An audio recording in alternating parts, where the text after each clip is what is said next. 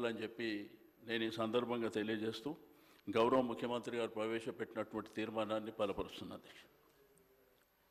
శ్రీ సునీత లక్ష్మారెడ్డి గారు. అధ్యక్ష, లాస్యనందిత గారి మరణం పట్ల మరి గౌరవ ముఖ్యమంత్రి గారు ప్రవేశపెట్టినటువంటి తీర్మానాన్ని బలపరుస్తూ మరి నిజంగా చాలా బాధాకరమైనటువంటి విషయం అధ్యక్ష. ఎందుకంటే చిన్న వయసులో మరి శాసనసభ్యురాలుగా గెలిచి మరి తన తండ్రి ఆశయాలు నెరవేర్చాలన్న ఆలోచనతో రాజకీయ రంగ ప్రవేశం చేసినటువంటి లాస్యనందిత ప్రజాసేవ చేయాలన్న ఆతృతతో ప్రజలకు దగ్గర కావాలన్న ఆలోచనతో ఎన్నో కార్యక్రమాలు చేపడుతూ మరి మధ్యలోనే ఆశయాలను కూడా వదిలి మన నుండి దూరం కావడం జరిగింది అధ్యక్ష. మరి చిన్న వయసులో మరి శాసనసభలోకి వచ్చిన ఒక పెద్దలంటే ఒక భక్తి గౌరవం ఉండేది అధ్యక్ష. మేము నలుగురం మహిళా శాసనసభ్యులం, ఎక్కడ కూర్చున్నా కూడా తను వచ్చి మాట్లాడించి మరి మీరిద్దరు సీనియర్లు ఉన్నారు, మీరు పక్క పక్కన కూర్చోండి అని లేచి మాకు స్థానం ఇచ్చేది అధ్యక్ష. మరి ఎక్కడైనా మీటింగ్కి వెళ్ళినా మేము నలుగురం మహిళలం వెళ్ళినప్పుడు మాతో పాటు మేము నలుగురం కూర్చోవాలని చెప్పేసి మరి మాకు స్థానాన్ని ఇచ్చేది అధ్యక్ష. మరి నిజంగా చాలా హడావిడిగా ఉండి సందడిగా చేసేటువంటి లాస్యనందిత మరి ఈ విధంగా అర్థాంతరంగా మన నుండి దూరం కావడం చాలా బాధాకరమైనటువంటి విషయం అధ్యక్ష. మరి వారి మృతి పట్ల తీవ్ర సంతాపాన్ని తెలియజేస్తూ వారి కుటుంబానికి ప్రగాఢ సానుభూతిని తెలియజేస్తూ వారి ఆత్మకు శాంతి కలగాలని భగవంతుని ప్రార్థిస్తా ఉన్నాను అధ్యక్ష. Thank you. శ్రీ రాజ్ ఠాకూర్ గారు. ధన్యవాదాలు అధ్యక్ష. లాస్యానందిత మృతి పట్ల ముఖ్యమంత్రి గారు ప్రవేశపెట్టినటువంటి అని సమర్థిస్తూ చాలా బాధాకరం అధ్యక్ష. ఎందుకంటే నాకు లాస్యానందిత చాలా చిన్ననాటి నుంచి తెలుసు. నేను సికింద్రాబాద్ కంటోన్మెంట్లో మా గృహలక్ష్మి కాలంలో నా ఇంటి పక్క ఇల్లే వాళ్ళది. సాయన్న గారు శాసనసభ్యులుగా శ్రీనివాస్ యాదవ్ గారు చెప్పినట్టు ఆయన పేరే కంటోన్మెంట్ సాయన్నగా పేరుగాంచారు. ఒక దళిత నాయకుడిగా పేద ప్రజలకు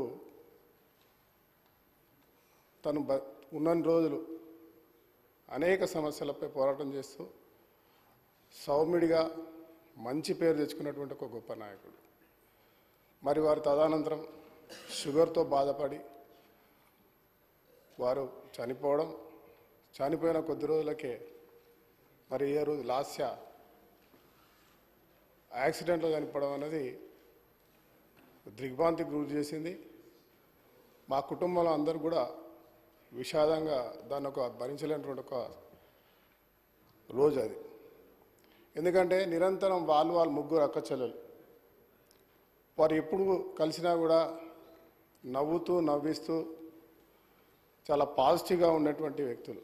విద్యార్థి దశ నుంచి తెలిసినటువంటి ఆ కుటుంబం మరి ఈరోజు ఒక యువ మహిళ శాసనసభ్యులుగా రావడం, దానికి ముందు వారి సొంత ప్రాంతమైన ముషిరాబాద్లో దోమలగూడలోని ఆ ప్రాంతంలో కార్పొరేటర్గా, అది అయిన తర్వాత వారి నాన్నగారు ప్రారంభించిన చిన్న పెట్రోల్ బంక్ ఇక్కడ షేక్పేట్లో ఉంటుంది.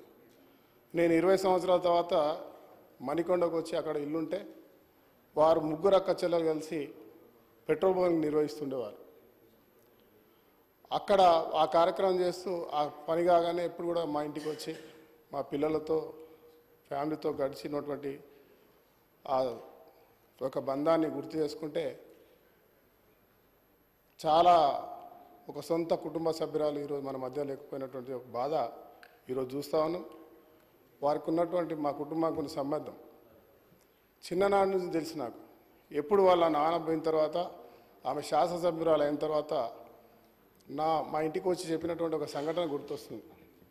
మా నాన్న చాలా చేశాడన్న, ఇన్ని సంవత్సరాలు శాసనసభ్యుడు చేసినారు, ఇంకా మా కుటుంబంలో ఎవరం కూడా ఆర్థికంగా సెటిల్ కాలేదు, మా భవిష్యత్తులో ఇంకా పూర్తి స్థాయిలో ఆధారం లేకుండా పోయింది. నేను మా నాన్నను మించిన నాయకురాలు కావాలి, మంచి పనులు చేయాలి, ఒక బలమైన ఒక మంచి అవకాశం వచ్చింది, దీన్ని నిర్మించుకోవాలని చెప్పి అనేక సార్లు చెప్పినటువంటి సంఘటన. మరి ఈరోజు ఆమె ఇక్కడ లేకపోవడం చాలా బాధాకరం. వారి కుటుంబానికి ప్రగాఢ సానుభూతిని తెలియజేస్తూ ఆమె ఆత్మకు శాంతి చేకూరాలని కోరుతూ ప్రభుత్వాన్ని, నాకు ఆ కుటుంబం తెలుసు కాబట్టి ఏ సహాయం కావాలన్నా మన ప్రభుత్వ పక్షాన వారికి సహాయం అందించాలని ముఖ్యమంత్రి గారిని కోరుతూ, అదే మాదిరిగా ఆ పార్టీ వాళ్ళని కూడా ఆ కుటుంబానికి అండగా ఉండాల్సిందిగా కోరుతా ఉన్నాను. ధన్యవాదాలు. శ్రీ ముఠా గోపాల్ గారు.